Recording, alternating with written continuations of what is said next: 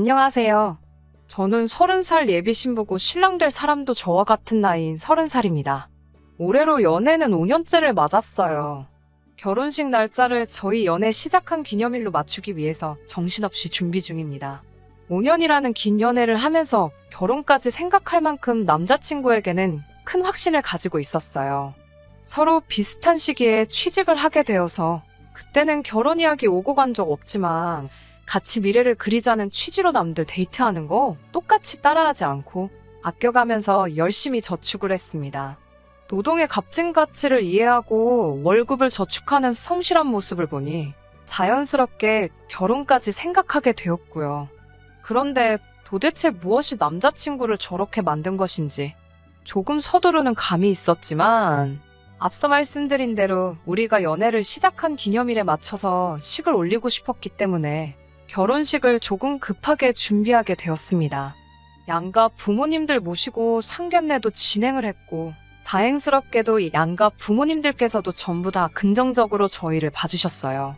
5년 연애하면서 서로를 소개한 적이 없었기 때문에 저를 싫어하시면 어쩔까 걱정했는데 여자가 시집와서 집에서 놀 생각 안 하고 맞벌이를 하겠다는 게 장하다고 하시면서 저를 참 마음에 들어 하셨어요. 저희 부모님도 남자친구가 그 나이 치고 모아놓은 돈도 꽤나 있고 직업도 그 정도면 어디 가서 빠지지 않는다고 좋아해 주셨고요. 상견례도 했겠다. 결혼 날짜 바로 잡자는 말에 저희가 벌써 생각해 둔 날이 있다고 말씀드렸고 결혼 준비 위해 필요한 간단한 대화, 신혼여행이나 예식장, 혼수 및 예단 문제 같은 이야기들을 나누고 식사 자리가 끝이 났어요. 저희 부모님은 오랜만에 두 분이 나오신 김에 데이트 좀 하다 가시겠다고 먼저 길을 나섰고 예비 시부모님께서 저에게 예비 신우 될 사람을 소개시켜주겠다고 곧장 가지 말고 조금만 더 기다릴 수 있냐고 물어보더라고요. 소개시켜주실 거면 그냥 데리고 나오셔도 되지 않았냐 물으니 워낙에 바쁜 애라서 모시기가 영 힘든 사람이라고 너스레를 떨면서 말씀을 하시더라고요. 저는 그렇냐고 웃으면서 대답은 했지만 기분이 썩 좋은 편은 아니었어요.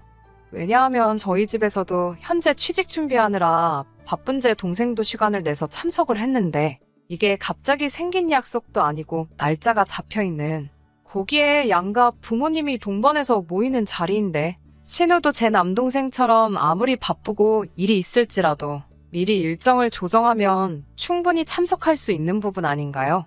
늦게나마 따로 나온다기는 하지만 조금만 더 신경 썼으면 양가 가족들 참석한 자리에서 인사할 수 있었을 텐데요. 심지어 그날은 회사원들이 회사 나가는 평일도 아니고 주말이었는데 말이에요. 아무튼 예비 시부모님을 따라 외곽에 있는 경치 좋은 곳에 있는 카페로 자리를 옮겼습니다.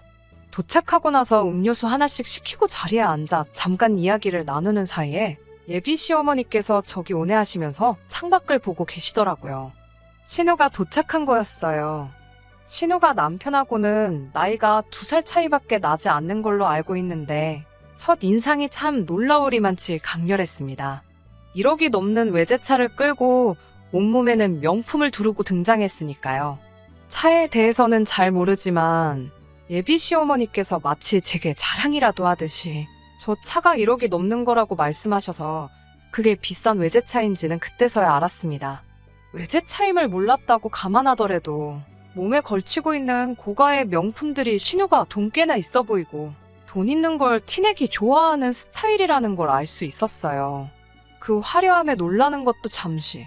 신우의 첫인상은 그야말로 엉망이었습니다.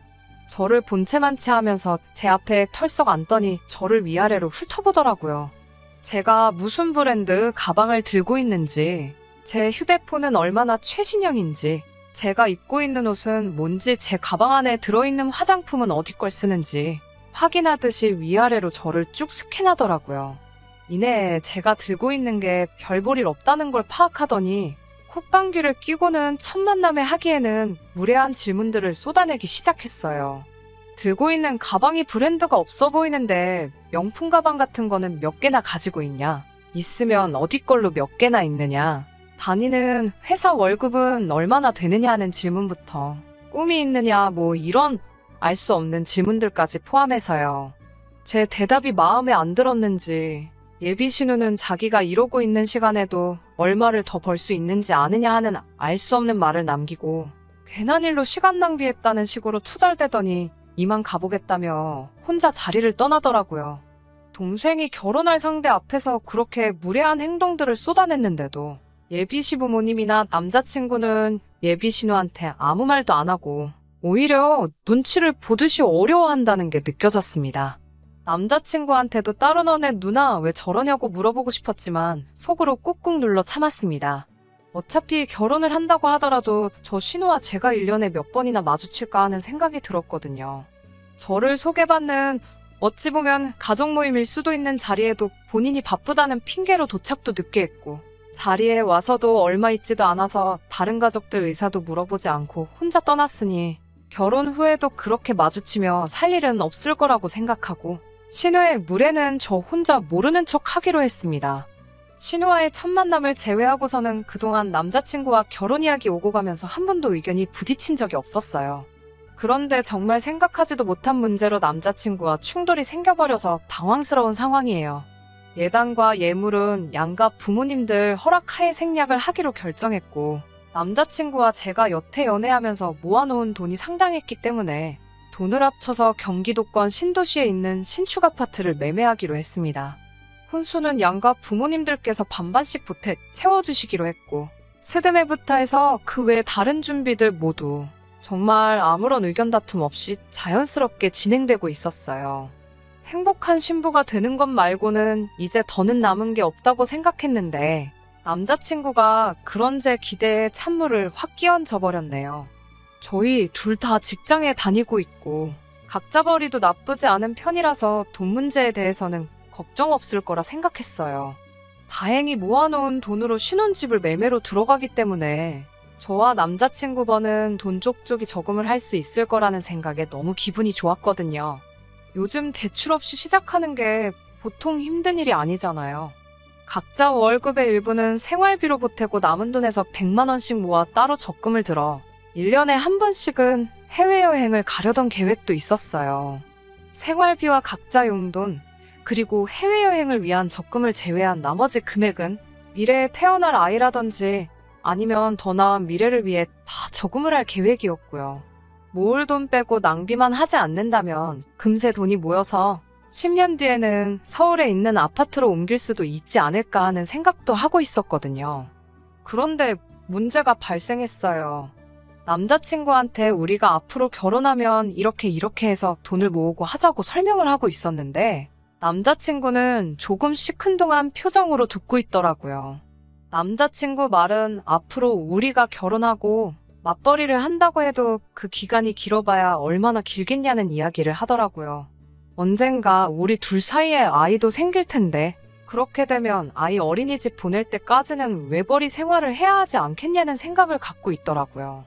저는 아이가 태어난다 하더라도 계속 회사에 다닐 계획이기 때문에 상주하시는 돌보미분을 부르거나 시어머니나 친정어머니에게 어느 정도 돈을 드리고 제가 계속 회사에 나가는 게 좋지 않겠냐고 제 생각을 말해줬어요. 어차피 필요한 지출이면 최소화해서 수입을 최대화할 수 있는 방법이라고 믿고 있었으니까요.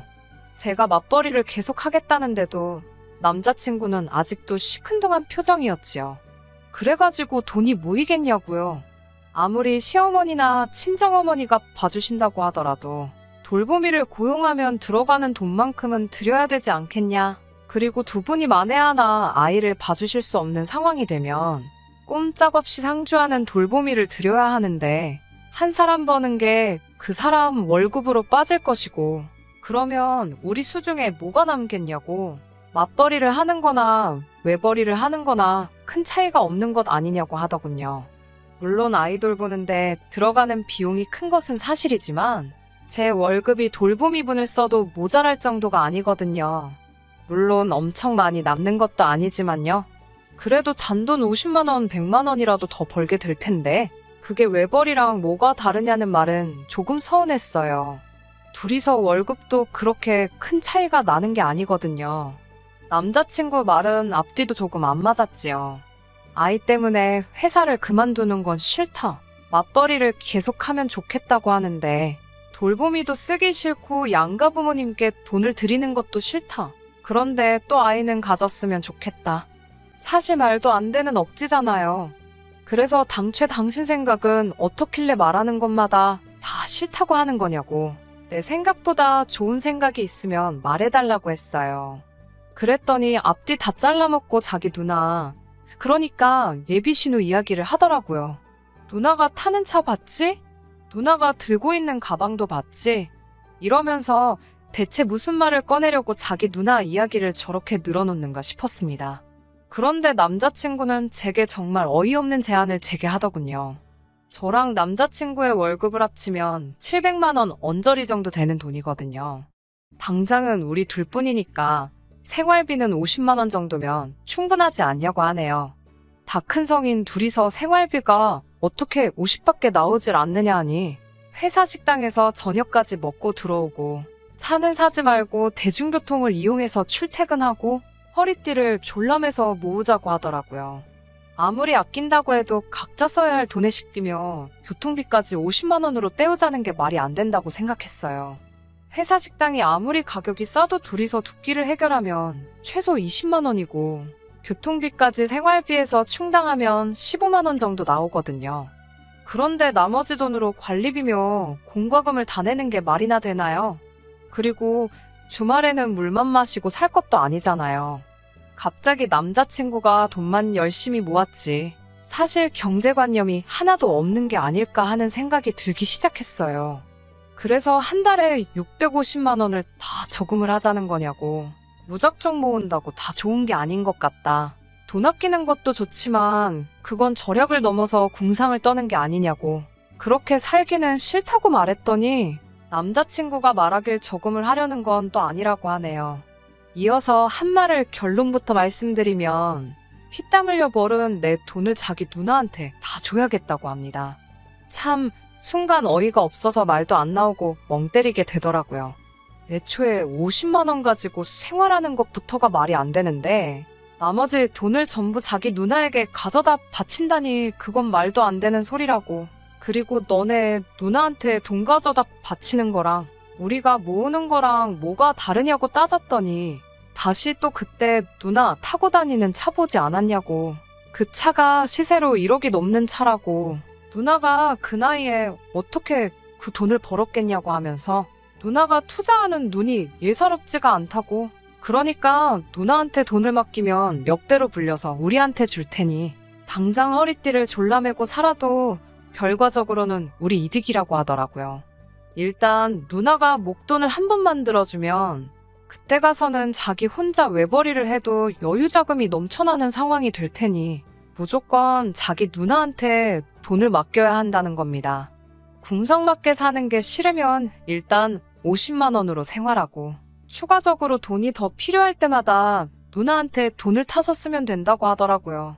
어이가 없어서 나보고 지금 결혼하고 나서 신우한테 내가 필요한 게 있다고 허락 맡은 다음에 돈을 타서 쓰라는 말이냐고 화를 냈더니 제 말을 곧대로 들어서는 바로 그 말이라고 맞장구를 치면서 역시 이해력이 빠르다고 싱글벙글 좋아하더라고요. 저야 평생 저금만 해왔지 투자 그런 쪽에는 관심도 없고 해서 그래도 예비신우 행색이 돈이 엄청 많은 티를 팍팍 내고 다녔으니 저는 예비신우가 어디 잘나가는 펀드 매니저 같은 그런 사람인 줄 알았어요. 아무튼 누나가 대체 뭐에 투자를 하길래 그렇게 돈이 많냐고 물으니 더욱더 할 말을 잃게 만들더라고요. 누나가 요 몇 년 사이에 코인을 해서 돈을 좀 벌었다고 자랑처럼 말을 하네요. 저는 공부 안 하고 산 주식도 전부 다 도박이나 마찬가지라고 생각하는 사람 중에 한 명인데 심지어 누나가 투자한다는 게 주식도 뭣도 아니고 코인이라니. 그 말을 들으니 웃음조차 나오지 않더라고요. 코인은 개인적으로 생각하기에 너무 위험한 것 같아서 조금 아닌 것 같다.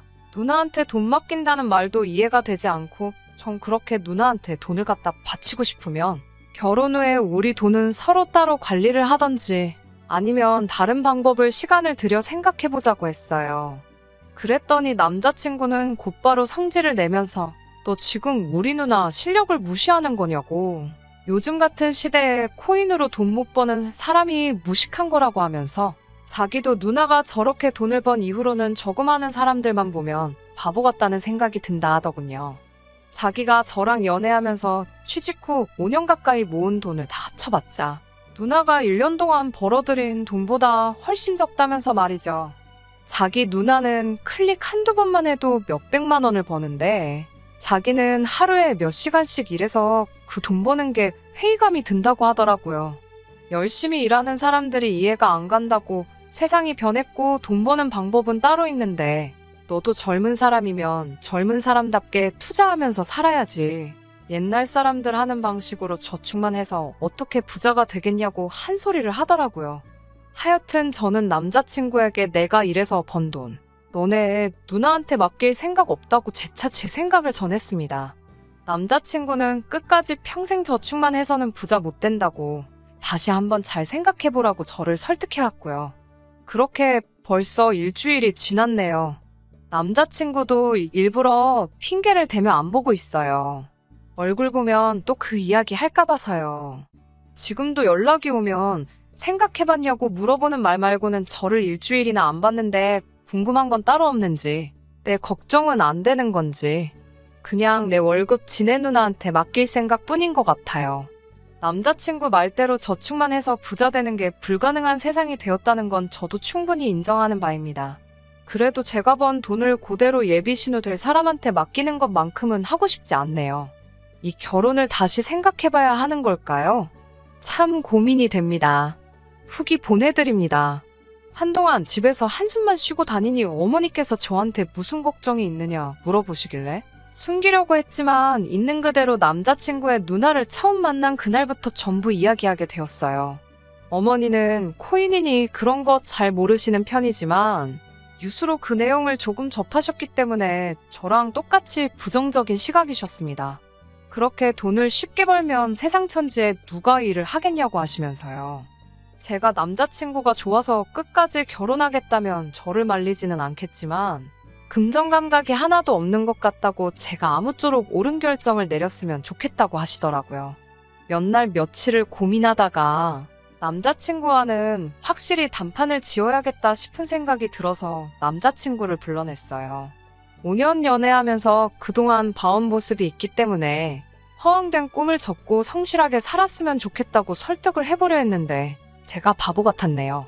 그날 이후로 2주가 다 돼서 만나는 거였는데도 남자친구는 대뜸 저한테 대답부터 요구하더라고요. 그래서 제가 생각한 대로 월급을 너희 누나에게 맡기는 건 아무리 생각해도 아니라고 말을 해줬습니다. 그런데 남자친구도 월급을 맡기는 건 자기도 생각해봤는데 조금 아닌 것 같다며 제 말에 동의를 하더라고요. 그때 설마 그동안 혼자 반성하고 제정신을 차렸나 싶어서 조금 감동스럽기도 했는데 그런 게 아니었네요. 기어이 저를 더 실망시키더라고요. 저랑 안 만나는 동안 누나한테 자주 찾아가며 상담을 받았답니다. 누나 말로는 한 달에 한 번씩 월급 650으로 투자해봐야 푼돈밖에 안 된다고. 어차피 자기한테 돈 관리를 맡길 거면 저희 신혼집 사려고 모아놓은 그 돈을 맡기라고 했답니다. 돈이 돈을 벌어준다고 이왕 하는 거 통 크게 하는 게 낫지 않겠냐고요. 한두 달만 맡겨놔도 경기도권 신축이 아니라 서울 강남에 있는 한강뷰가 보이는 아파트에서 신혼생활을 시작할 수 있을 거라고 굳게 믿고 있더라고요. 이쯤 되니까 남자친구가 사람이 아니라 뭔가에 미친 광신도처럼 보였습니다.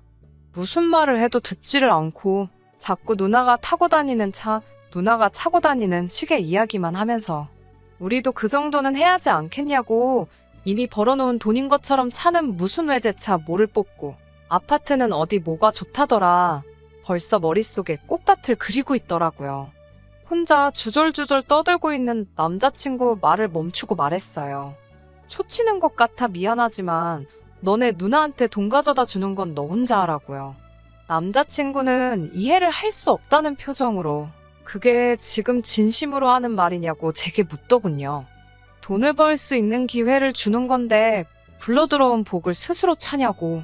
이런 기회 흔하지 않다고 하면서 결혼하려고 제가 모아놓은 돈까지 자기 누나를 자꾸 믿고 맡기라는 식으로 막무가내였습니다. 여태까지 내가 피땀 흘려 모은 돈을 너네 누나한테 맡길 생각도 없고 앞으로 내가 벌게 될 월급도 내가 관리할 거지 너네 누나한테 맡길 생각 없다고요. 결혼 준비하면서 예약해둔 것들은 다 취소할 거고 위약금도 내가 내 돈으로 낼 테니 그냥 우리는 이제 여기까지 하자고 헤어지자고 말했어요. 헤어지자는 말을 하니까 남자친구도 표정이 어두워지더라고요. 그러더니 저한테 악담을 쏟아내기 시작했어요. 평생 그렇게 월급 모아서 살라고 자기는 자기가 모아놓은 돈이라도 맡겨서 부자가 될 거고 그때 가서 제 앞에 다시 나타나겠다고 하더군요. 자기가 외제차 끌고 와서 성공한 모습 보여주겠다고 그리고 그때가 돼서 자기 바짓가랑이를 붙잡고 후회해도 안 받아줄 거라고요. 그리고 그깟 위약금 푼돈은 앞으로 벌어들일 거 생각하면 얼마 되지도 않는 거라고 지가 내겠다고 큰 소리 떵떵 치더라고요. 그렇게 5년 연애 결혼이 코앞이던 남자친구와의 인연의 종지부를 찍었습니다. 억울하고 화가 나지만 차라리 잘된 일이라고 생각해요. 이렇게도 설득이 되지 않을 사람이었다면 제가 무슨 말을 했어도 듣지 않았을 테니까요. 그 뒤로도 따로 연락도 없고 별다른 문제 없이 안전이별한 것 같습니다. 여태까지 성실하던 남자친구를 그렇게 만들다니 돈이라는 게 참 무서운 것 같아요. 아무튼 후기 기다려주신 분들께도 감사드려요. 안녕하세요. 제가 이렇게 몇 달 만에 또 후기를 보내게 될 줄은 몰랐네요. 후기에 후기라고 해야 할까요? 아무튼 전 남자친구와 이별 후에는 그냥 일만 하면서 살았어요. 저희 부모님도 차라리 잘된 거라고 저를 격려해 주셨고 저도 시간이 지나니 자연적으로 잊혀지게 되더라고요. 그래서 정말 까맣게 잊고 살았는데 얼마 전에 회사 일로 출장이 있어서 어딜 좀 다녀오게 되었어요. 한참 업무를 보고 나서 출장 업무가 끝나고 돌아가는 날 아침에 출장지에 있는 커피숍에 들렸습니다. 거기서 누굴 봤는지 아세요? 어딘가 낯이 익은 사람이 주문을 받고 있더라고요. 웬만해선 한 번 본 사람은 잘 까먹을 텐데 첫 인상이 그만큼 강렬했으니 그 얼굴을 잊을 수가 없더라고요. 전 남자친구의 누나였어요. 지금쯤 남동생 돈 굴리면서 그 잘난 외제차 끌고 다니고 계셔야 할 분이 거기서 뭐하고 있나 싶더라고요. 다행인지 불행인지 전 남자친구의 누나는 저를 못 알아본 듯 싶더라고요. 솔직히 이런 마음 가지면 안 되는 거지만 그 모습을 보고 있으니 귀시하기가 궁금해서 참을 수가 없었어요. 그래서 전 남자친구랑 연애할 때 같이 알고 지내던 친구를 찾아 속사정에 대해서 물어봤는데 참 사람 일이라는 게 전 남자친구는 저한테 큰 소리 떵떵 친 대로 자기가 여태 모은 돈 들고 누나를 찾아갔나 봅니다. 처음에는 돈 꽤나 벌었다나 봐요. 그렇게 소원하던 외제차도 뽑아서 떵떵거리고 다녔다네요. 여기저기 돈 자랑하러 다니고 주변 사람들한테 비싼 술도 사주고 했대요. 그런데요, 어쩌다가 투자를 한 게 큰 손실을 내게 되면서 그거 메꾼다고 전 남자친구도 그의 누나도 같이 명품 가방이며 시계며 팔기 시작해서 어떻게든 해보려고 했답니다. 그런데 그것마저 잘 안 돼서 그 자랑스러운 외제차도 팔았고 마지막에는 대출까지 해가면서 본전을 찾으려고 했다는 겁니다. 말로는 투자하는 사람이라고 포장했지만 제가 생각했던 대로 그 두 사람은 도박에 빠진 거나 다름이 없었고 그들과 똑같은 최후를 맞이하게 된 거지요. 둘 다 쫄딱 망하고 심지어 전 남자친구는 회사 돈에까지 손을 대서 현재는 연락도 안 되는 상황이라고 하네요. 남자친구 누나는 제가 본 대로 지방까지 내려와서 아르바이트를 전전하고 있는 상황이고요. 이런 말 하기는 뭐하지만 전 남자친구의 누나는 제가 잘 몰라도 전 남자친구 하나만큼은 성실하고 착실한 사람이었거든요. 그런 사람을 저 지경으로 만들다니 돈이라는 게 정말 무섭다는 사실을 다시 한번 깨닫게 되네요. 저 또한 전 남자친구를 믿었다면 저 꼬라지를 면치 못했을 거예요. 제 중심 잘 잡아서 천만다행이라고 생각하고 저들의 몰락을 거울 삼아 저도 일확천금을 기대하지 말고 제게 주어진 대로 성실하게 살아야겠어요. 끝까지 들어주셔서 감사합니다. 오늘의 사연은 여기까지입니다. 구독과 좋아요, 알람 설정 부탁드리고 더 좋은 사연으로 다시 찾아뵙겠습니다. 감사합니다.